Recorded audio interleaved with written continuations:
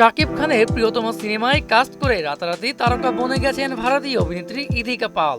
এরপর আর কোনো সিনেমায় দেখা না গেলেও হঠাৎ করে বিয়ের সাজ পোশাকে হাজির হলেন তিনি।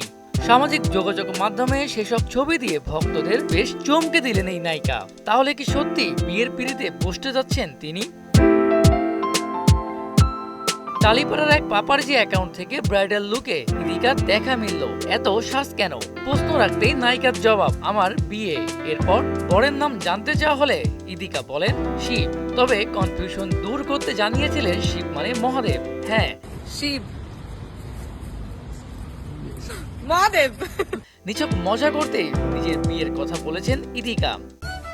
আগে কান ধরে উঠবস করেন আর বলেন যে লুকা লুকা। জি বাংলার রিমলি খ্যাত এই নায়িকা এখন গোটা বাংলাদেশের হার্টথ্রব। আগামীতে দেবের নায়িকা হিসেবে খাদান ছবিতে দেখা যাবে ইদিকাকে। পাশাপাশি হাসিবুর রেজা কল্লোলের কবি সিনেমাতেও শরীফুল রাজের সঙ্গে কাজ করেছেন তিনি। ওয়ালটন ফ্রিজ কিনে অনেকের মতো আপনিও হয়ে যেতে পারেন মিলেনিয়াল। সেরা পণ্যের সেরা অফার। এদিকে নায়িকার নতুন এই লুক বেশ পছন্দ হয়েছে নেটিজেনদের। একের পর এক মন্তব্য সে কথাই বলছে।